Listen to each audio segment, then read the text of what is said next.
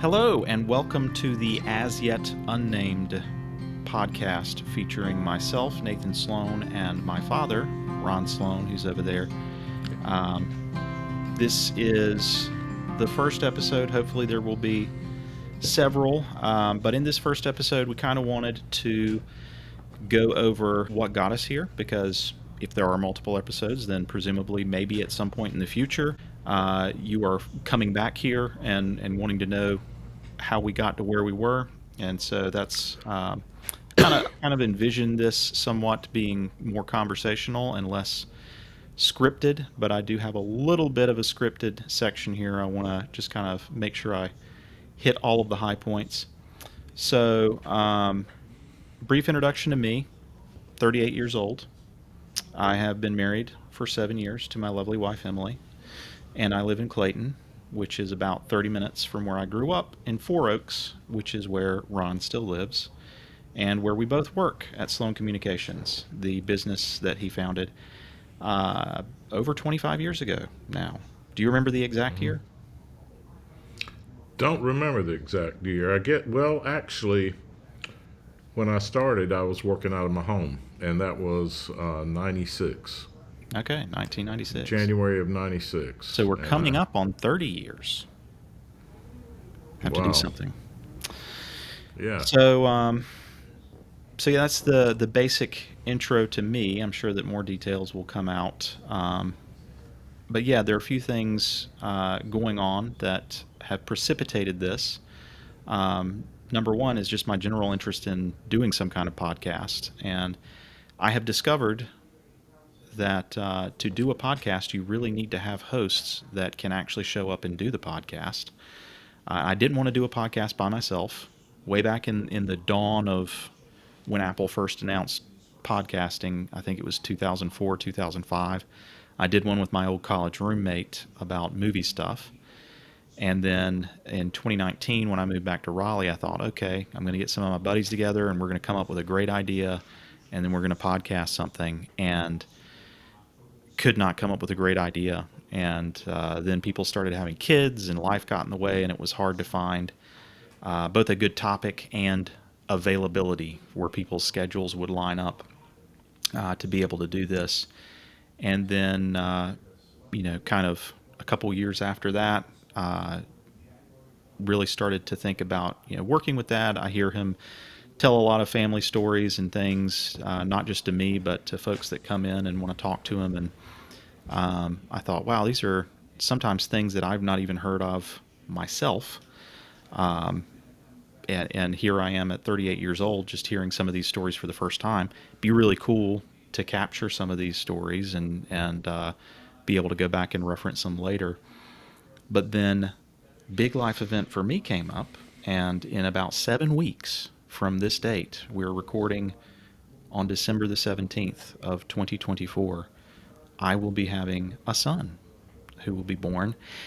And I thought, okay, not only can I talk to my dad about his life stories and life experiences, but I can provide a snapshot to my son so that he can look back at some point in the future and see what was life like for Dad in 2024, 2025, right around the time that I was born. So maybe he will find this interesting. Maybe other people will. I don't know. But we're going to have fun talking one way or the other. Um, so, and I can hear something, either the dog or my wife, stirring about in the next room. So if you can hear any kind of weird noises going on, we'll work the audio kinks out as time goes by. So, yes, formatting. What are we going to do as far as format? I do hope that it will be kind of conversational and we don't have to script so many things out. But as a loose format, we can catch up on what's been going on lately in our lives. I will probably pose some sort of a question, broad question or topic for discussion, and try and get Dad to talk about some of the things that he remembers. If he remembers them incorrectly, I will have the internet and I can quickly correct him right live here. So yeah, those are pretty much guys. It's really loose here. We're really loose here at the beginning, so we'll see what happens. I'd love to say we could do this for at least until my son is here, maybe a little bit longer, so that he can have a window around this time. No idea if we'll keep doing it beyond that, but if we're having fun, we're going to keep going. So, without further ado, oh yeah, one of the reasons this leads into our topic for discussion today. One of the reasons that led me to thinking about doing this podcast was we're working on a Toyota Supra. Dad had a 1984 Toyota Supra that he drove. What was it? 10 years almost. Mm-hmm. So 10 years, parked it, left it abandoned for about 30 years, and now we're trying to piece it back together. But last year, one of the first times I went back to look at it at the junkyard, I looked in the center console and out popped his driver's license, and the expiration date was something like, I don't know, less than 90 days before I was born. And so I could just imagine in my head, okay, here he is driving a Supra around. I'm about to be born. He pulls this driver's license out because he had to get a new one. It expired. And he tosses it in his center console. And there it just sits for 38 years until I wander in there and find it. And that, really going back to this being a period of life that, you know, will be hopefully somewhat mysterious and special, and you'll want to know more about it someday, son. Um, how cool would it have been if I could have had some kind of conversation between my dad and my granddad during that period of life? That's kind of what I felt when I was pulling this out. I was like, oh, this is an artifact from Nathan's history. This was just about 90 days before I was born. So hopefully this will be some kind of artifact like that. So hopefully in future episodes we will be able to go through um, different seasons of life for you. So I know we're skipping ahead several chapters here, but 1986, January, February, March. Uh, what do you remember? You probably don't remember specifics, and I know this wasn't your first kid, so first kid's a little bit different. But take us back to that period of time. What was going on in your life, and what do you remember about that time period?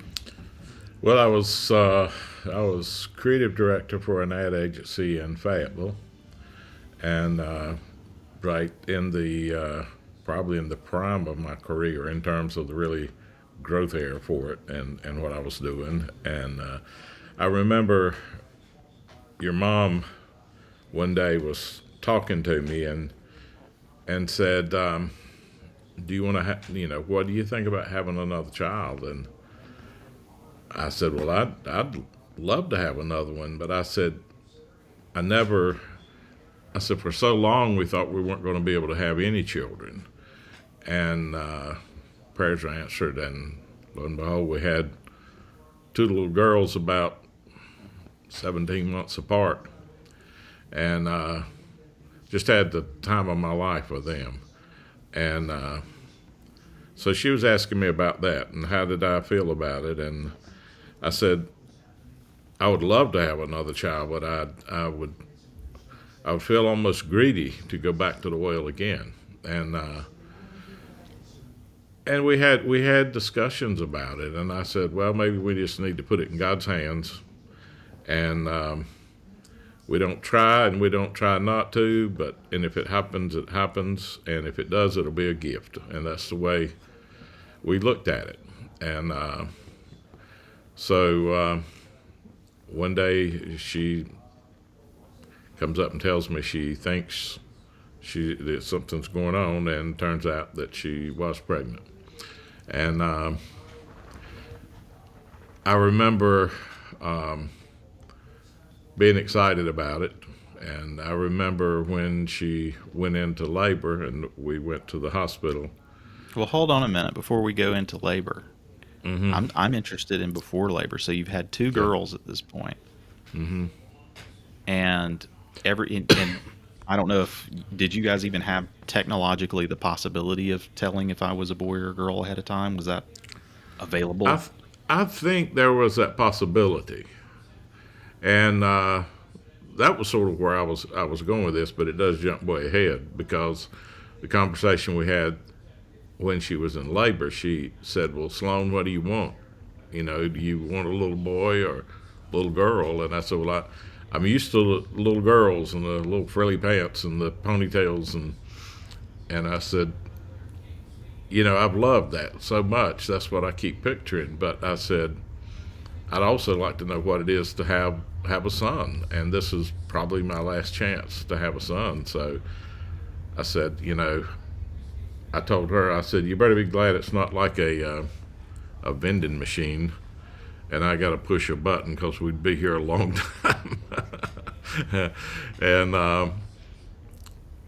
But that's sort of the where we were with it. I was hoping really that I'd have a little boy, but I didn't really want to voice that because I didn't want her to feel like there was any kind of disappointment at all, because I wouldn't be disappointed. I'd love babies, and so we never talked about finding out what it was. I just kind of wanted to be surprised. See, our situation, the technology obviously had completely advanced, and you can tell even earlier. You can tell with blood tests, not just with the sonogram or whatever. So I don't recall exactly how far into the pregnancy it was that we found out um, that our baby was a boy, but I do know that I had no expectation or preference, or Hmm. there's no, I was gonna, maybe because it's the first kid, maybe it'll be different if, but I was just like, hey, healthy and happy is all I care about. Yeah. That's all that matters. So um, I think, Emily and I had they send it to you in a little slip so that you can keep it hidden, and you can open it. So, and that was kind of fun opening it up. And Did my you have recollection, any? Did you have any hesitation about opening it and finding out what it was going yeah, to I be? mean, there's just that feeling you have right before you open it up of like, oh, there's no going back after this. Once you look at this, Mm. you know what it is. Then, uh, yeah, you can't dream about, oh, it could be this or it could be that. You can't, you stop thinking of baby names that are the opposite, Hmm. or there's all sorts of things that it just changes the way you imagine everything going. Which I know there's no way I can imagine, exactly what this is going to be like. That's what the common denominator that I get from fathers is, you know, just buckle up. It's on the job training. You're gonna figure it out as you go, and um, it's going to be different from what you think it's going to be, but it's also going to be the same in some ways. So I'm just trying to remain positive and optimistic, um, and not have that much of an expectation of how things should go, and enjoy the ride. So, and try to be good at parenting. Yeah. So Well, so you were already, I mean, I'm rookie situation here, but you were already through this twice. Did you feel mhm. like a veteran? Did you feel like, all right, this is gonna be a piece of cake after those first two? Well, there are obviously things with the first one that you have never experienced, and it's a learn as you go thing. I said it's the most important job in the world, and it starts out with total rookies, just no education, no experience, but it all works. And so I think the main thing that you find as you go forward with the second child or third child is when the first one comes along, you think they're so fragile. You think, oh my gosh, what am I going to do? Am I going to mess things up? Am I going to hurt it? Even how to hold it, and you they're a lot more resilient than you think they are, and they can handle a lot of things that you didn't realize that they could handle. So when the second one comes So you were along, just and sliding me down the stairs and oh, pass me just like a football. yeah, yeah. Uh, But the main thing was just in carrying you around the house and doing things like that. I wasn't as nervous. I wasn't as cautious and everything as I was with the first one. But Susan, with our first one, had this nurse. I can't recall her name now, but she was so kind and so personal to Susan that she would come in after her shift into the hospital room and spend time with Susan, showing her how to do little things, how to tuck the baby's feet under her arm and hold her head while she washed her hair, and just gave her little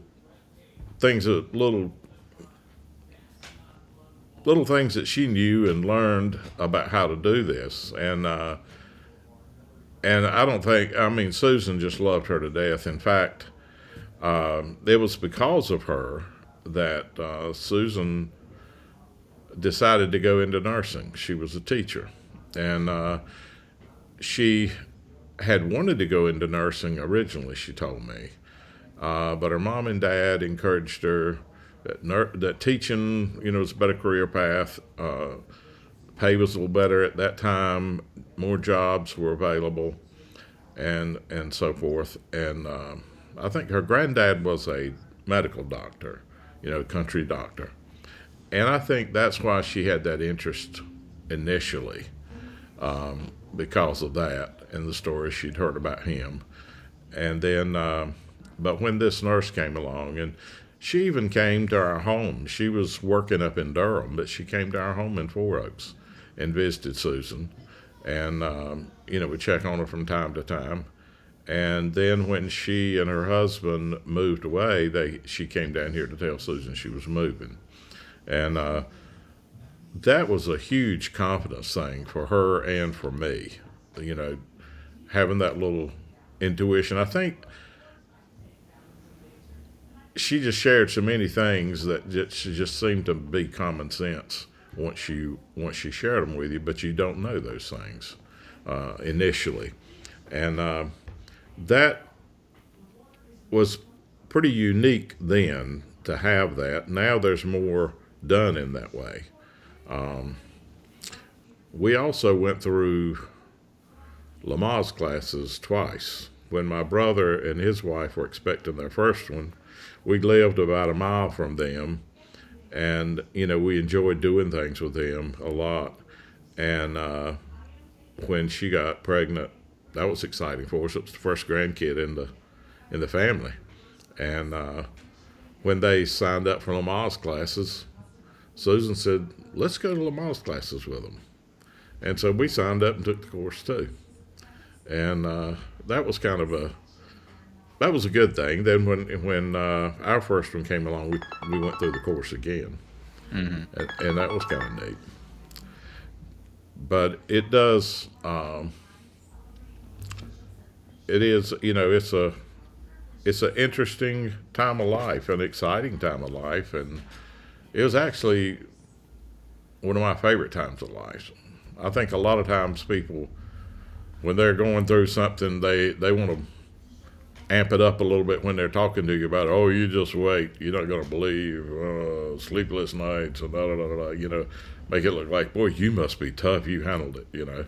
I think there's a little bit of that in there, but I found there was a lot of exaggeration of how tough it was going to be. Well, But and everybody says that everybody's situation's different. I've had friends yeah, that have had the sleepless nights for months, and then I've had friends that were like, "Oh, after the fourth week, he was sleeping through the night." So every baby's different, everybody's situation's different too. So yeah, I'm and told. it's different too. I think with the participation of both parents. If a husband is, if it all falls on one person, that's tough. You know, Yeah, if you say, well, I'm working, you're here at home, so you get up with them at night.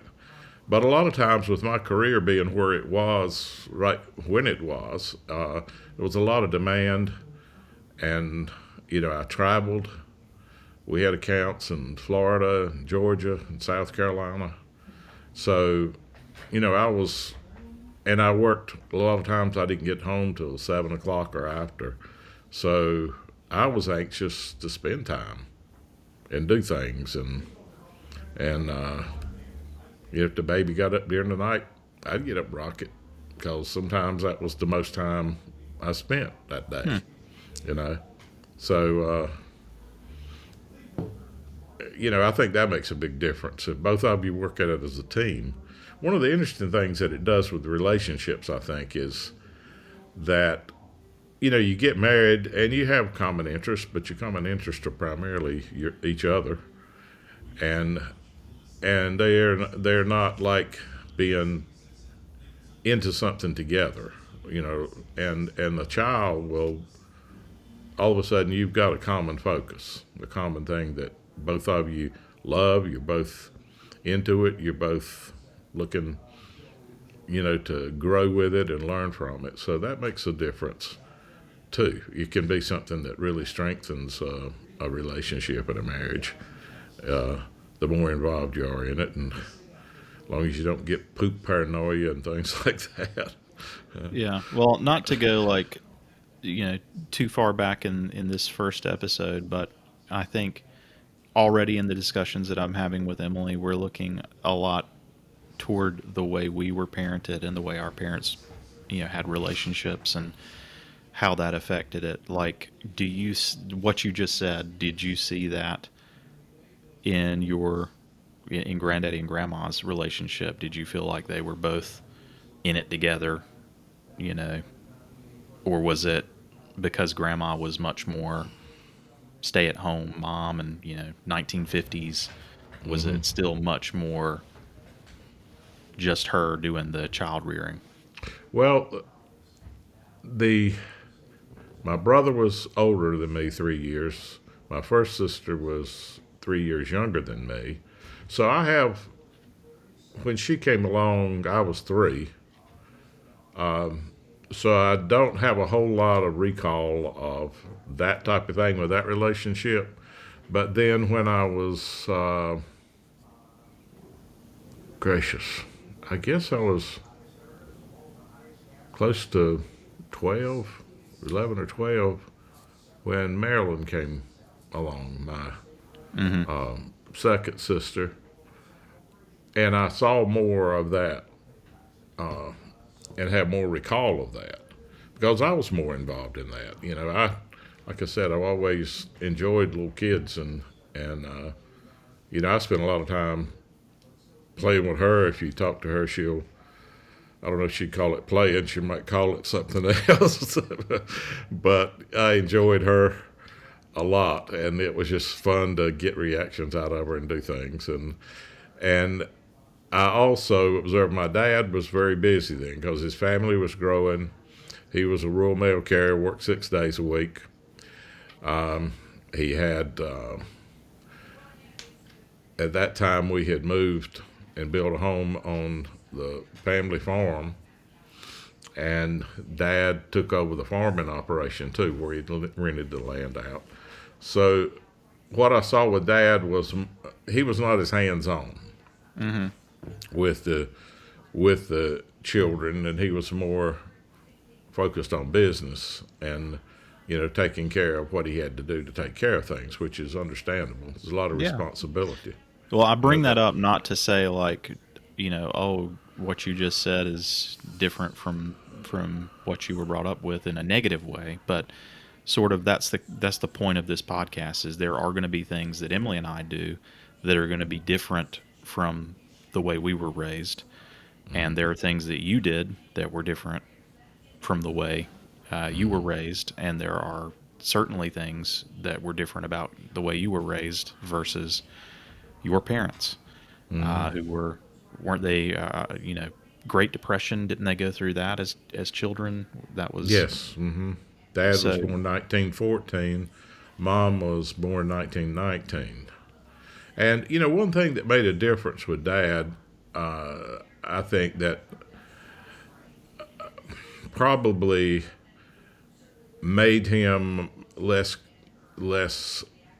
inclined to be real hands on with the baby care was that his mom died when he was 3 years old. his dad was a rural mail carrier before him back in the horse and buggy days. And What was his you name? could, his name was Robert Sloan. They called him Mr. Bob. But they said the snow was too deep one year. You know, you wonder about this thing about the mail must go on and all that. They said the snow was so deep one year his horse couldn't make it, and he packed up the mail and carried the mail on foot for his whole route. But even with Hmm. a even with a horse and buggy, it would be a slow go. So Right. you know, it took a long time to run a route, and so as a result, when his wife passed, from what I've been told, Dad spent a lot of time staying with relatives at other people's houses. Living with other family members, and trying to be responsible enough to feel like he wasn't encroaching. Trying to. So he got really focused on work and carrying his weight and not being a freeloader, and at a very young age. And I think that affected him as an adult too, and made his work and his side jobs and all those things. He just had a natural focus on that, Hmm. and was not as hands on. Now he bathed all of us. I remember he had a little stool he would stand up in the shower, and he would say, "Come on, little farmer, and climb that ladder." And he'd get pull me up. I'd climb up the stool, and he'd have me standing there right in front of him, and he'd be pretty efficient. He'd have me turn around. He'd get me by the hips, turn me around. Just wash you all over, Was rinse you there off, was and there sit you any down. part of him that did he grow up on a farm? Because I know that you guys had a farm for a period of time anyway. That you had cows, and but it was kind of just like a side gig. It was not a full time farming operation. But was he always kind of involved in that kind of thing? Yes, all of his family on the McLean side of the family were farmers, which was Okay. his mother's side, and where the farm that we had came from that side of the family. And Well, that'll be a it, good lead in for episode 2, which uh, can focus a little bit more on Eldon Sloan. But going back to this topic, which is that period of time, beginning of 1986, just out of curiosity, you probably don't. I don't remember what was going on 20 years ago, let alone 38 years ago. But do you remember, if not jobs you were working on, but like what kinds of jobs would you have been working on at work during that period of time? oh, during that period, I was working on the Mills House uh, account, the Mills House Hotel in Charleston, South Carolina.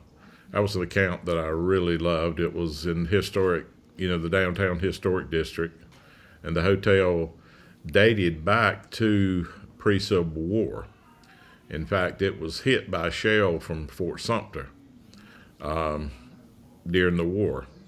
Where the first battle was fought in the Civil War Looking was this with up, the it says Mills House built by local grain merchant Otis Mills and opened on November 3rd, 1853. So that was just about 10 years 10 before the years. Civil War. And the battery down, I guess, south of the Mills House is where those first shots were fired on Fort Sumter, and then Fort Sumter firing back. Uh, in fact, one of the hotel's bars was called the First Shot Bar, and it had memorabilia and different things there at the hotel. But I worked on that account, which was really interesting because I had an interest in history and I had an interest in architecture. And Charleston, if you've got an interest in architecture, Charleston is just an amazing place to go, and it's so well preserved. It's like that section of Charleston is like going back in Yeah, time. that's one of the few places that Emily and I have ventured outside of the state to see, and in our marriage so far was I didn't see the Mill House, but we did go to several historic sites and walk through the College of Charleston campus and the Rainbow Row and down there at the waterfront, and went and saw the like real famous old tree there. I think it might be like the Angel Oak or something Yeah, that where the limbs just grow down to the to the ground, and ground. Yeah. that I saw that about 4 years ago. Went back to Charleston with a friend and his wife, and I saw that for the first time. I didn't see it when I was working down there. And the Charleston Tea Plantation, which is the only place in North America where they grow tea. Very, and you can get it today. I think the Bigelow Tea Company bought it some time back, and they still package their teas and sell them. So pretty nifty Pretty cool. thing. So you had Charleston going on. You were driving your Supra. You had to Yeah, get your license renewed. What else do we know? yeah. I was working. Another fun account that I had was the Myrtle Beach Hilton, of course, in North Myrtle Beach. It had Arcadian Shores Golf Course, and we were working also with the Myrtle Beach Convention Bureau, and doing tourism video. Did a really nice tourism video that was a lot of fun. And I remember one of the most fun things was I had a aerial shoot lined up with Mark Gardner, who was the helicopter pilot who flew the camera crews in the TV series was it Airwolf? I forget the name of the show, but he also did the What opening was to his Miami. name? Mark Gardner. He did the opening footage to Miami Vice, the Okay. TV show. Where you're going over the boats out in the water and everything. And I went up. He came in. The Hilton had a helicopter pad there that they landed, and they came in and picked me up at the hotel, which was kind of cool. Yeah. And he told me to be out on the beach, and he would come down the beach, and then for me to signal where the helipad was. And kind of funny little story. There was a couple that was out there. The man had his Mr. T starter kit with all the gold chains and everything, and he was just like, they came out and sat down at the umbrella and chairs next to us and looked over at me and Susan with the kids and got up and moved 2 chairs down, so like, which kind of hurt Susan's feelings. But in a few minutes, I hear this whack, and I said, well, here comes my ride. And I got up, and this helicopter comes flying up, and they turn around. He turns around sideways. The guy leans out the door, and I motion to him where to land. He banks it up and flies around. And I told her, I'll see you in a little bit, And we took off and flew out over the ocean, and then came back and flew right at the hotel. And Susan told me later that woman was screaming at her husband, "Get the camera! Get the camera!" I think Susan recovered some of her pride Uh, that's with funny. that. Yeah, but spent all day with him. I mean, literally all day flying with him, doing different things. Anything I would dream up, he could do it. I asked him at one point, "Where on earth did you learn to fly like this?" And he said, "Courtesy of Uncle Sam. He was a chopper pilot in Vietnam." Very And he cool. said, in training, they would put 4 eggs on golf tees that were measured out on the ground, and they had to be able to come in with the runners on those Hueys and crack all 4 eggs at the same time as they set it down. Wow. I think they had some pretty tough training, pilot training, but that was a really exciting time, and Then highlighted I career. came and everything was downhill after that, right? No, no, no, not so. I had, along in there, let's see, how old would you have been? Uh, you'd have been about 10. 96 was when I left the agency there and, intent on finding a job and ended up finding jobs instead of a job, which led me into Sloan Communications. I was working out of a room in the back of the house, and that was, I missed people, being with all the people I was with during that time, and that was one of the fun things for me, and one of the highlights I used to counsel someone else who lost the job there too. That I was able to leave work and walk up to school and walk you home, and we go to the drugstore. When you were about 9, 10 years old, we'd go to the drugstore at Mr. Kennedy's and get an orangeade or a lime freeze or whatever you wanted to get, a milkshake sometimes, and you would hang out at my office and gave you a little job there where you probably remember Vacuuming, taking out the trash, taking out the trash and that doing sort of things stuff. like that. But the things that keep coming back to me that in terms of the sweetness of that time was those times walking home, from school, walking up there and then walking back with you, and you talking about the day and what you were doing and what you wanted to do, and talking about Nintendo games and things that you wanted to get and stuff like that. It's just I got to be more a part of your life during the day, whereas before that happened to me, I was out of town Yeah, you wouldn't get back until all 7 day. at night, or Yeah, yeah. And barely I see did, you. I did sometimes to your mother's chagrin. When I got home, it was playtime, if you remember that. And I messed with y'all and played with you till uh, we got reprimanded, and a lot of times I had to lay down with y'all till you went to sleep. I remember one little fun thing with you that was interesting. Uh, was I would rock you every night when you were probably about a year old. I'd rock you to sleep in the little back bedroom where the crib was, and I'd turn out the light and get you up in my arms, have your head over on this side. And at that time, I had a full beard. In fact, there's a picture of me from the Mills house during that time when I had a full beard that's up in our bedroom. But your little hand would come up as you were going to sleep, and you would pat around and find my beard, and then you'd work your fingers into it, and to where your hand would kind of stay there, and you'd go to sleep like that. Then I would go over to put you in the crib, and I'd have to get your fingers untangled from it, trying not to wake you up to lay you down.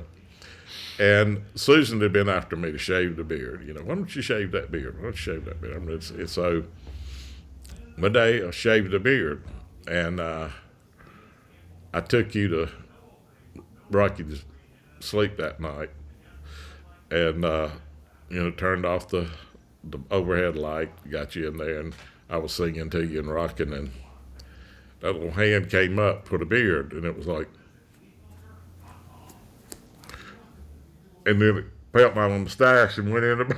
His fingers were going up my nose and everything, and I was trying to work around, dodge that around. But that was so funny. I got to laughing that it was like, wait a minute, something's missing. Where is it? And then you felt the mustache and went for it. So it's I tell you, all the best memories really came from when the children came into our lives. That's when the fun really started, and like when you had a purpose, it felt like you really had a purpose Yeah. to that point, your purpose was doing your job and keeping your job and paying your bills. Well, that ain't all fun, a Yeah. purpose of fun. But I have a day that I remember. I don't know if it was just a slow day at work, or I had to take a half day off or something, but I remember this was before I found, right before, maybe a day or two before I found out that Emily was pregnant. Um, it was just one of these days that kind of, when I think back on it in my memory, it felt like a movie or something. Like everything was, all of the stuff that I typically enjoyed doing. I got to watch TV, I got to sit on my patio, I did some gardening, played video games. I don't know, I'm probably making up part of this now, but it was just one of those days where I was like, well, this is nice. I'm doing everything that I want to do. And it just felt like, but something's missing. This is just not, this is it. Like, this can't be everything. Like, it just, this weird, uncanny feeling. And the thought came to me, I bet Emily's pregnant. Like that, I've hit a point where everything is going about as smoothly as it can be going for me as a married person without a child. And um, I don't know, it almost felt like God saying, here's a day for you to just enjoy this because it's about to change real soon. And then, yeah, like 2, 3 days later, we found out that she was pregnant. And even just knowing that a child is coming changes so much. I can't imagine how much it changes when the child is actually there. So maybe we'll get to talk about a little bit of that in just a few weeks yeah, when baby yeah, comes. So that'll be something fun and exciting to look forward to. We're creeping up just over 40 minutes here, and that's right around the time that I'm thinking we probably want to keep these episodes. okay. Much more to talk about. Is there any words of wisdom or final takeaway thoughts or anything? No pressure. One thing that came to me as you were talking about that day is the thing that was different for Susan and I. We wanted to have children, but we weren't. It just wasn't happening, and she was having a lot of problems. To where it reached the point that my concern for her outweighed my concern for are we going to be able to have children or not. And she had an impacted ovary, which the ovary wasn't releasing eggs, and it was swelling up, and they were giving her medicine to try to help it release those because it was, sort of like an appendix or something. It was a risk thing, of it not releasing those. And I was really worried about her and what was going on. And she was having, multiple menstrual periods in a month, and I just, we had just kind of shifted off from having children and just wanting her to be okay. And one of the tests that she had gone for and was going back to get results on it, I couldn't go with her because I had a crew on a shoot that day, and it really worried me because it was the first one I hadn't been to, and I was so worried about her. And I came home that afternoon. I remember we'd moved out in the country, and rented a little farmhouse out in the country so we could see how she liked living out, away from anybody, because we had plans to build on the farm. And as I knew she would be home by the time I got home, and I was driving had a little Fiat X19, and I had that thing in the wind getting home and going up that long drive to the house. And as I turned around the little fence there to park the car, I saw her sitting on the side steps playing with the cat. And I still remember the little outfit she had on. It was a little sleeveless white top with a little blue skirt, I guess you'd call it, so like shorts, but looks like a skirt. And I didn't even close the door to my car. I was in such a hurry to get to her. And I said, what, what did the doctor say? And your mom, she's not forthcoming with a lot of information. She said, nothing. I said, what do you mean nothing? We've been waiting 2 weeks or 3 weeks on this thing. And I said, what do you mean nothing? He had to said something. And she said, no, he didn't say anything. And I said, Susan, this is what do you mean? And she said, I didn't see the doctor. I was like, well, who did you see? I saw a nurse. I was like, well, did the nurse tell you anything? Yeah. Well, what did the nurse tell you? I'm having to pull everything out of her. And she's sitting there and she looks up and she said that you were going to be a daddy. And that was the last thing in the world I was expecting. I didn't realize how far I had gone to giving up on that. And you've heard people say their knees gave way. Mine did. My knees just went out. I just dropped down right beside her, looking at her, going, what? And she had picked up the cat, was sitting there rubbing the cat and going, yeah, she said that I'm pregnant and you're going to be a daddy. And so. That sounds like mom. Yeah. Yeah. Yeah. It's, low key, no cartwheels, no bouncing up and down, shooting blue rockets in the air or something. It was the just, opposite of how you would do an announcement. Mm-hmm. Yeah. Yeah. It was about as low key as you could get. I had to pull through several layers to even get to it. But there it was. So that was that's an interesting look. To me, it was a interesting way to find out. And then compared to where you guys were, and that day that you and Emily came in on her birthday and handed me that card and I opened it up. Man, did that take me back to that That's a day. teaser for a future episode. So we'll leave that there. Before we leave, real quick, has there been any entertainment recommendation, book you've read, show you've seen, thing that you've gone to that has happened recently that you would recommend to listeners? If not, it's fine because I'm springing this on you. I didn't even prep you for it before the show. Gosh, not anything, right off. You went to a show yesterday. Yeah, I did go to a show yesterday. That was a lot. That was a lot of fun. I took your mom to see the Celtic Angels over at Johnston Community College Auditorium, and that was a lot of fun. She really enjoyed herself. Was it a Christmas type show? It was a Christmas show, Celtic Angels Christmas show, and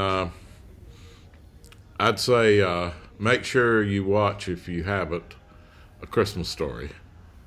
That's about as close a parallel to my childhood and Set in being the raised. 1950s, yeah. Mm-hmm. Yeah, it was so incredible that when I saw it, I thought this is like a flashback on my life. And then, except for the cursing father, I never had that with my dad. But it was so much of it was just the way life really was, from the stay-at-home mom and all. So, but it tells you so much about the relationship between parents and children. Yeah. To watch that show, that's pretty cool. But maybe something will come to me for next time. Yeah. Be thinking of it. For sure. Mine would be Indiana Jones and the Great Circle, which is just released about a week and a half ago for the Microsoft Xbox and for PC. It is set between the events of the films Raiders of the Lost Ark and The Last Crusade. So it takes place in 1936, and I must say they do a really good job. I'm very early in the game still, but already it feels the most like playing a movie that any movie-based video game has ever felt.